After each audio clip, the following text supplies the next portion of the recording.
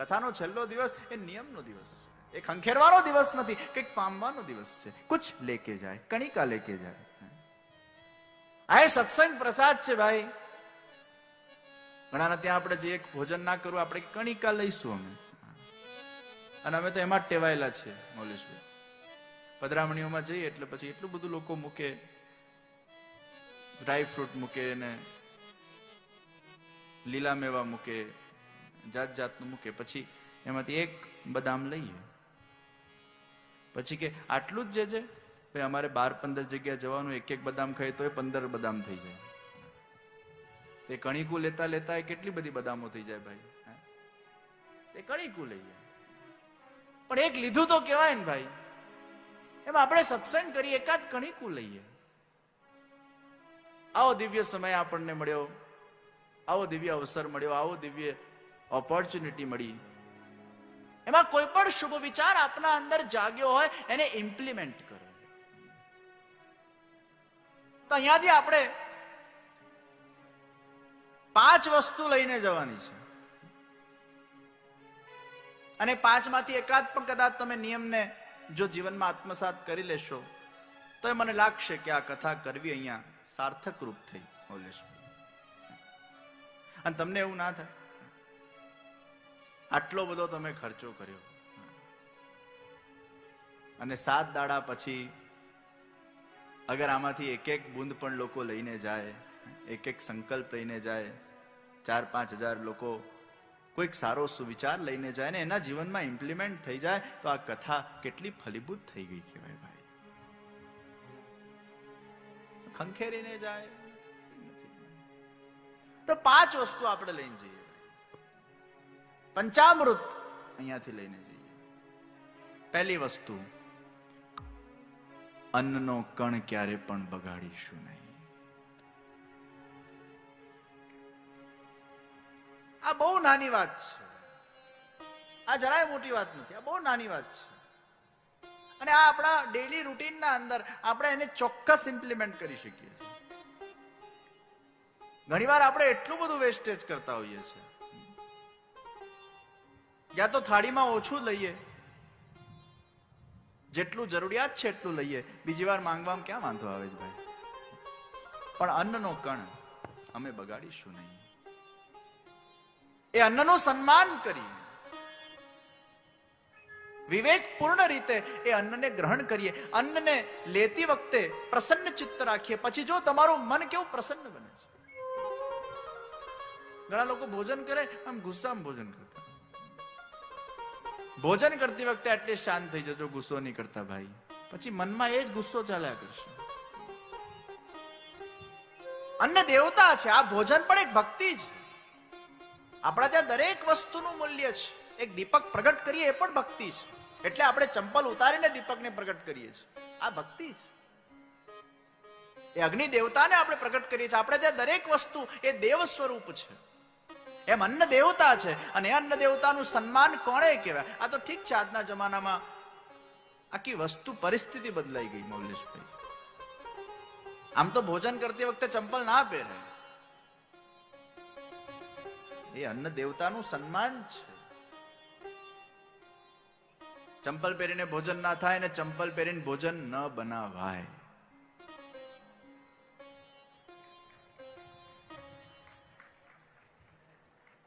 કેટલાય હશે ચંપલ પહેરીને બનાવવા વાળા?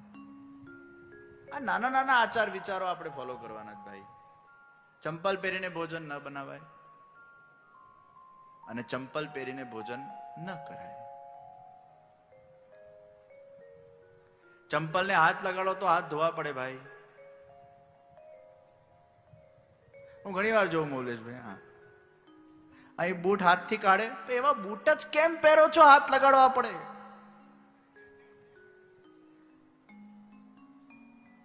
અને હાઇજેનિકલી નહીં સારું ભાઈ. આ છોકરાઓ બેઠા જ બધા સારું હાઇજેનિકલી. તમે બૂટ હાથથી કાઢો, એ બૂટ જાત જાતની જગ્યાએ ફરેલું હોય, પછી એ હાથ તમે 10 જગ્યાએ લગાડો, હાઇજેનિકલી નથી સારું યાર.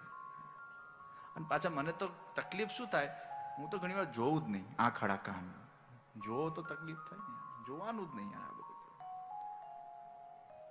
જોવો તો પછી દોષ આવી જાય.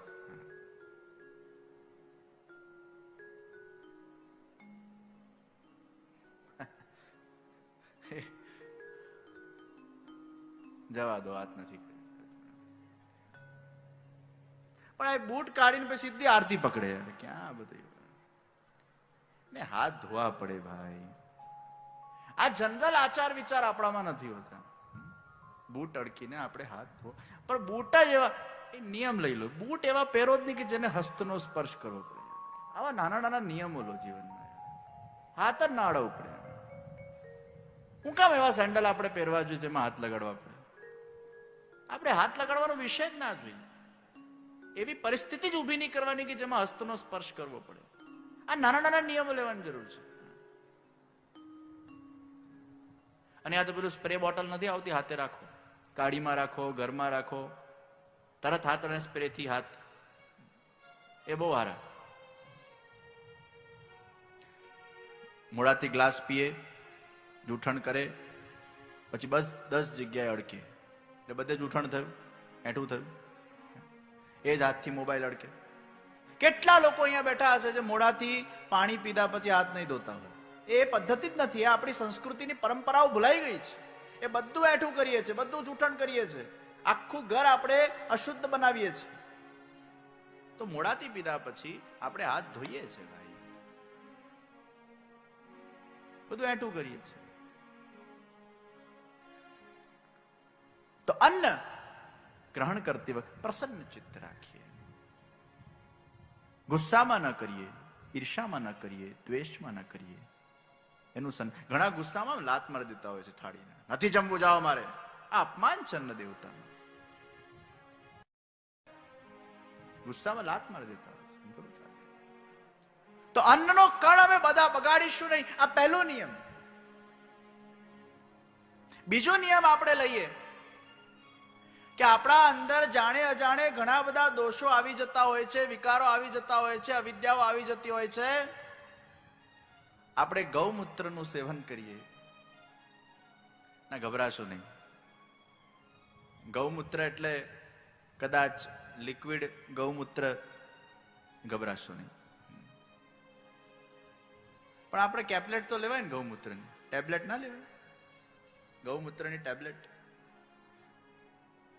મને આ વિચાર આવેલો કે ગૌમૂત્રમાં એટલી તાકાત છે, એટલી શક્તિ છે, એટલી ઉર્જા છે, પણ મોટા ભાગના લોકો લેતા નથી, ગભરાય છે, એમને ગંદુ લાગે, આ કઈ રીતે પીવાય, વાસ આવે. પછી ઘણીવાર ઓથેન્ટિકેશનનો વિષય આવે, કદાચ કોનું મૂત્ર કેવું હોય, એમાં કઈક રોગ બીજો અમને નીકળી પડે. આવા બધા વહેમ મગજમાં ભરાયેલા હોય છે. તો એ ગૌમૂત્ર લોકો લઈ શકતા નથી, પણ 108 ડિઝીઝની દવા છે. મેમરી શક્તિમાં ઉપયોગી છે, સત્વગુણ વધારવા માટે ઉપયોગી છે, ગુસ્સો શાંત કરવા માટે ઉપયોગી છે. કારણ કે ગુસ્સો તમો ગુણથી આવે ને સત્વગુણ વધે તો ગુસ્સો ઘટે. ગાય ગુસ્સો કરે? તમે જેનું મૂત્ર પીવો ને જેનું દૂધ પીવો, તમે એના જેવા બનો. આપણા ત્યાં નિયમ છે કે તમે જેનું મૂત્ર પીશો અને જેનું દૂધ પીશો, તમારા અંદર એની ઉર્જા આવશે. કે જેનું એઠું ખાશો, તમારા અંદર એની ઉર્જા આવશે. એ ગૌમૂત્ર તમારા બ્લડમાં જશે, તમારું બ્લડ આખું પ્રસાદી બનશે, તમારા કેટલાય દોષો ધોવાશે, પવિત્રતા આવશે. આપણે બીજો સંકલ્પ લઈને જઈએ અહીંયાથી. કદાચ લિક્વિડ ગૌમૂત્ર ના પીવાય તો આપણે ગૌમૂત્રની કેપ્લેટ લઈએ ભાઈ. કેપ્સ્યુલ પણ નહીં, કેપ્લેટ. કેપ્સ્યુલમાં પાછું જિલેટિન આવે, નોન વેજીટેરિયન થઈ જાય. કેપ્લેટ. મારી ગઈ કથામાં જગદીશભાઈ નાથાભાઈએ જે કથા રાખી હતી, એમાં એક દિવસ મૌલેશભાઈ આવેલા અને હવન પછી મારા પાસે બેઠા હતા. અનાયાસ, આ કોઈ પ્લાનિંગ નહીં, કઈ જ નહીં. અને મેં મારો એક વિચાર પ્રગટ કર્યો કે હજી સુધી ગૌમૂત્ર ઉપર કેપ્લેટ બનાવવામાં આવેલી નથી અને ઘણા બધા લોકો વંચિત રહી જાય છે. ગૌમૂત્ર પીતા નથી લોકો અને ઘણા ડરે છે પીવાથી. તો આપણે કંઈક એ રીતે જો એની ટેબ્લેટ બનાવીએ. એ વખતે અનાયાસ કંઈક ઠાકોરજીની ઈચ્છા હશે, વાતમાંથી વાત નીકળી અને મૌલેશભાઈના મનમાં સંકલ્પ જાગ્યો કે જે આપ જો આજ્ઞા કરતા હો તો અમે બાન લેબ્સ દ્વારા ગૌમૂત્રની કેપ્લેટ્સ બનાવીએ અને એમાંથી જે પણ વેચાણમાંથી પૈસા ભેગા થાય એ અમે કૃષ્ણ સંસ્કાર વર્લ્ડના અંદર ડોનેટ કરીશું.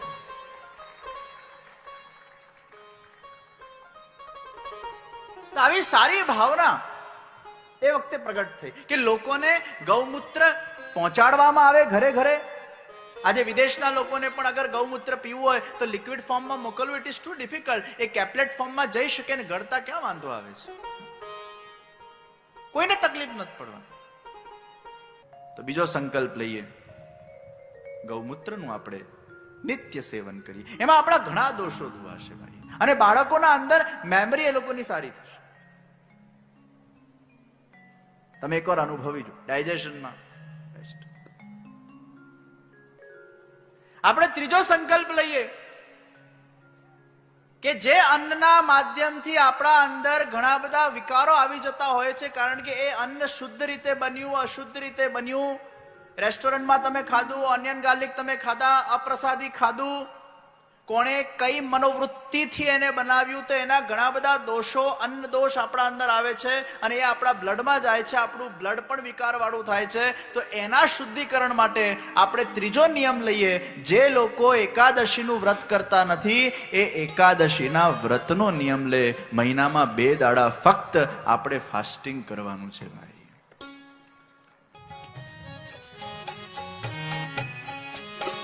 જણે એકાદશીના વ્રત કીધા છે, જણે એકાદશીના વ્રત કીધા છે, એના 5 પદાર્થ સીધા છે, એના 5 પદાર્થ સીધા છે.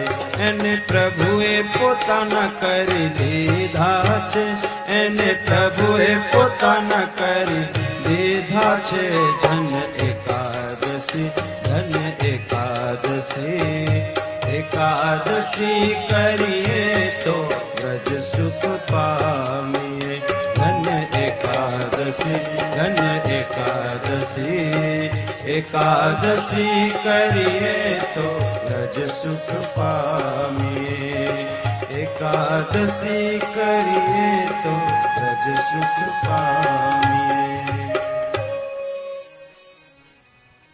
સવારે બ્રહ્મ મુહૂર્તમાં ઉઠવાનું. એકાદશી ક્યારે ફળે ભાઈ? ખાલી સાબુદાણાના ખીચડી ખાવાથી, પેટીસ ખાવાથી, બટાકાના, એ ખાવા પૂરતી એકાદશી નથી. એ એકાદશીના રૂલ્સ રેગ્યુલેશન છે. અને આવી એકાદશી કરો તો એકાદશી ફળે. તો એકાદશીમાં શું કરવાનું? સવારે 4 વાગે ઉઠવાનું બ્રહ્મ મુહૂર્તમાં. મહિનામાં 2 દાડા તો એવા કાઢો કે બ્રહ્મ મુહૂર્તમાં આપણે ઉઠીએ. આ નિયમ લેવાનું છે, આ સંકલ્પ લેવાનો, આ ધારવાનું છે, અલાર્મ લગાડીને સુવાનું, ડિસિપ્લિન લાવવાનું છે. સવારે 4 વાગે ઉઠીએ, ઉઠતા સાથે મૌન, કઈ જ વાતચીત નહીં, કઈ બોલવાનું નહીં. આપણે મહિનાના 2 દાડા તો મૌન પાડીએ ભાઈ. કેટલું બોલ બોલ બોલ બોલ કરતા જ હોય છે. સવારે ઉઠતા સાથે મોબાઈલ આપણા હાથમાં જ આવી જાય. સૂતા પહેલા પણ મોબાઈલ આપણા હાથમાં હોય. ઠાકોરજી જેમ વાસુરી એમના સાથે રાખતા, આપણે મોબાઈલ સાથે રાખીએ છીએ. ઉઠતા સાથે મૌન. 2 કલાક મૌન પાડો, 3 કલાક મૌન પાડો. એકાદશીના દિવસે 3 કલાક મૌન પાડો. અને સ્નાન કરીને કોઈ એક માળાનું અનુષ્ઠાન કરો, ધ્યાન કરો, મેડિટેશન કરો, એ ભગવદ નામનું જાપ કરો. જાપ કરવામાં બહુ શક્તિ છે. તમે અનુભવ કરી જુઓ કોઈ વાર. આ તો આપણે કરતા નથી, કોઈના પાસે ટાઈમ નથી.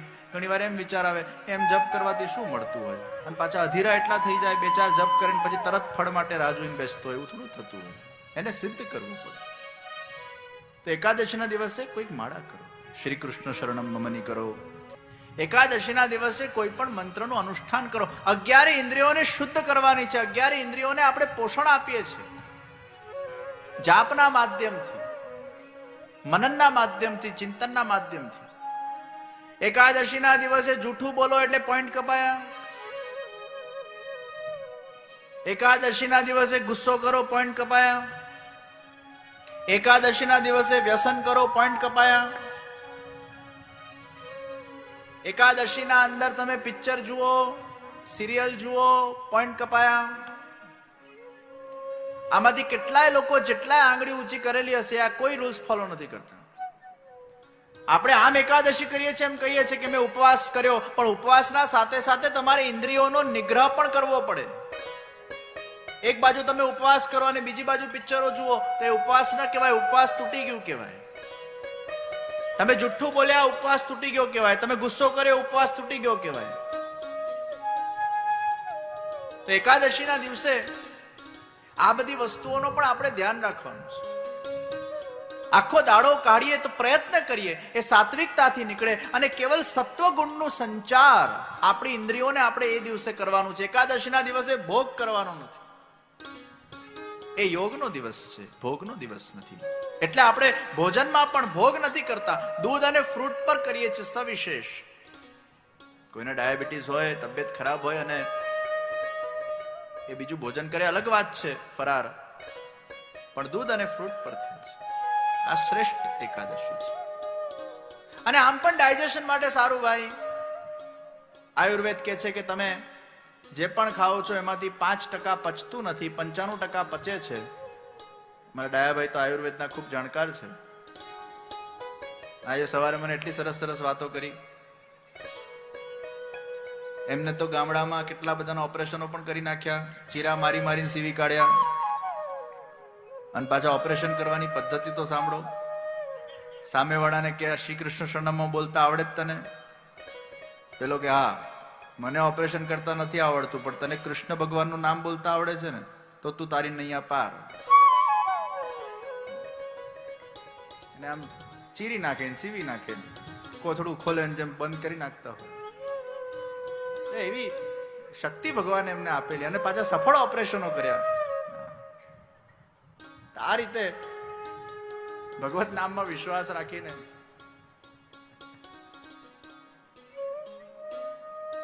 આયુર્વેદમાં કીધું છે કે તમે જે જમો છો એનું 5% અપચો રહે છે અને એ 5% જે અપચો થાય છે એમાંથી કાચું આમ ડેવલપ થાય છે અને જે કાચું આમ ડેવલપ થાય છે એમાંથી ઘણા બધા ડિઝીઝ ડેવલપ થાય છે.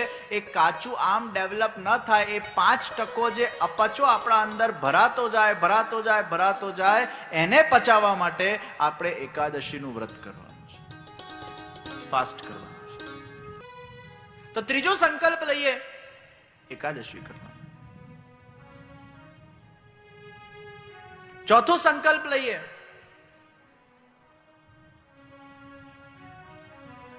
કે જેમ 20 મિનિટ આપણે ભોજન માટે કાઢીએ છીએ, 20 મિનિટ આપણે સત્સંગ માટે કાઢીએ. શરીરનું ભોજન એના માટે આપણે સમય આપીએ જ છે. કેટલા પણ વ્યસ્ત હોઈએ પણ આપણે ભોજન કરવાનું ભૂલતા નથી. એમ મનનો ખોરાક, બુદ્ધિનો ખોરાક, આત્માનો ખોરાક એ સત્સંગ છે. તમે 20 મિનિટ દિવસના સત્સંગ માટે કાઢો. ટાઈમ ટેબલ નક્કી કરો કે મારા એ 20 મિનિટ કયા છે જે મારે સત્સંગ માટે કાઢવા છે. એ સત્સંગનું ભોજન આપણા જાતને આપીએ, એ મનને ભોજન પ્રદાન કરીએ, બુદ્ધિને ભોજન પ્રદાન કરીએ. અને પાંચમો નિયમ,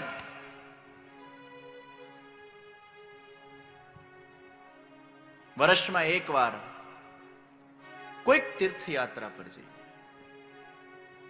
વર્ષમાં એકવાર કોઈ પણ તીર્થ સ્થાનમાં જઈએ અને ત્યાં જઈને પ્રભુના દર્શન કરીએ, ત્યાં જઈને સત્કર્મ કરીએ, ભૂખ્યાઓને ભોજન પ્રદાન કરીએ. આ 5 સંકલ્પો એ પંચામૃતના રૂપે આપણા જીવનના અંદર અગર આવી જાય, એકલું દૂધ પીઓ, એકલું દહીં ખાઓ, એટલું ઘી ખાઓ, એકલું મધ ખાઓ, એકલું ખાંડ ખાઓ, મજા ના આવે. પણ આ 5 વસ્તુ જ્યારે ભેગી થાય ત્યારે પંચામૃત બને. એમાં 5 નિયમો જે વ્યક્તિ ભેગા થઈને લઈ શકે એનું જીવન એ પંચામૃત સમાન બની શકે, એનું જીવન પવિત્ર બની શકે, એનું જીવન નિર્દોષ બની શકે. આ પંચામૃત કદાચ ના લઈ શકો તો એમાંથી એકાદ અમૃતનો પણ નિયમ લેજો ભાઈ, અને નિયમને સાકાર કરવા માટે કટિબદ્ધ બનજો. તો કાલે દ્વારકાધીશજીના દર્શન કર્યા પછી એક એક નિયમ તમારે લેવાનો. તો શુભ વિચાર કરવામાં ક્યારે પણ આલસ નહીં રાખવું જોઈએ. अधुना वृत्ति, हमणा वृत्ति, अभी का अभी वो होना चाहिए, ये वृत्ति रखनी.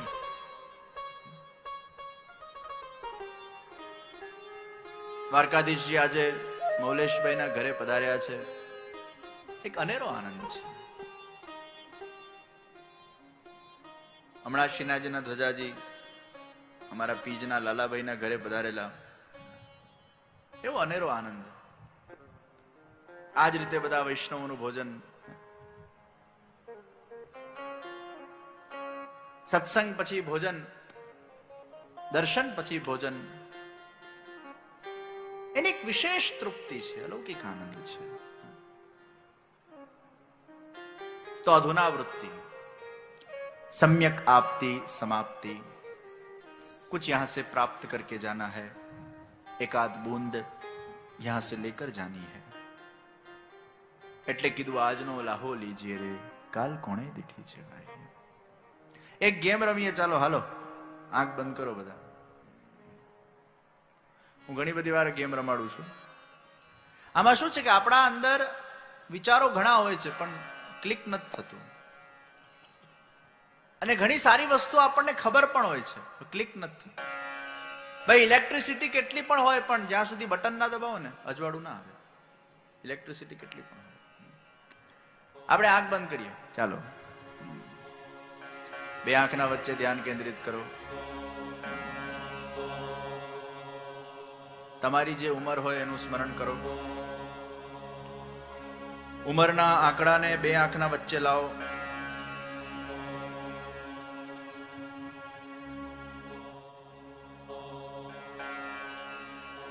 એને 75 થી ભાગો. જેની ઉંમર 75 થી વધારે હોય એ 100 થી ભાગે. 75 માઇનસ તમારી ઉંમર, કેલ્ક્યુલેશન કરો. એ આંકડાને બે આંખના વચ્ચે લાવો. એને જોયા કરો અને જોતા જોતા ધીરે ધીરે આંખો ખોલો.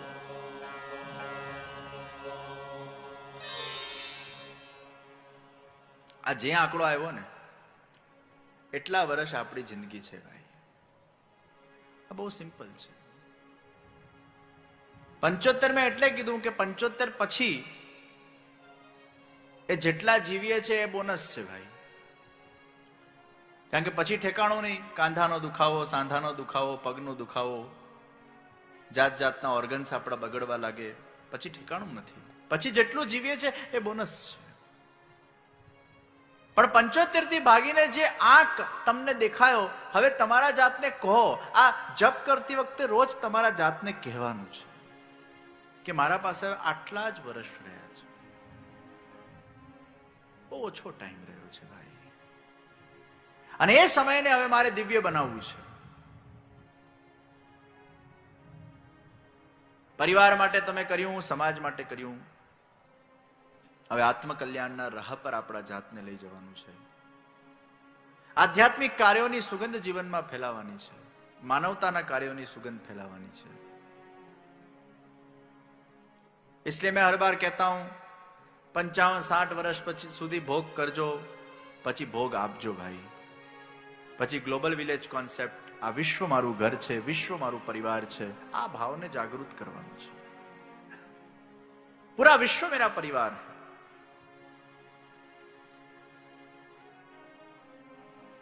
તો આજનો લાવો લીજીએ રે, કાલ કોણે દીઠી છે. ક્યારે આપણા જીવનની સમાપ્તિ થઈ જાય આપણને ખબર નથી પડવાની. આજના સમાપ્તિના દિવસે કોઈ એકાદ સૂત્ર એવો લઈને જઈએ જે આપણા જીવનને સુગંધિત કરે, જે આપણા જીવનને પલ્લવિત કરે, જે આપણા જીવનને એક દિશા પ્રદાન કરે, જે આપણા જીવનને કલ્યાણના માર્ગ પર આગળ લઈ જાય. કોઈ એકાદ સૂત્ર યહાં સે ऐसा लिखकर हम जाए તો આ પૂર્ણાહુતિ એ મંગલ પૂર્ણાહુતિ બનશે. આ સમાપ્તિ મંગલ સમાપ્તિ બનશે. કોઈક સારો નિયમ લઈને જઈએ. તો કરવું ઘણું બધું હોય છે પણ થતું નથી, કારણ કે માણસ ધારતો નથી. અને જો માણસ ધારી લે, એ જે ધારે એ કરી શકવા સક્ષમ છે. તો કોઈ પણ સારો વિચાર આવે એને તમે પોસ્ટપોન નહીં કરો. સારી વસ્તુનો સ્વીકાર, અને જે સારી વસ્તુનો સ્વીકાર કરે એને જ આસ્તિક કહેવાય, અને જેનો અસ્વીકાર કરે એને નાસ્તિક કહેવાય.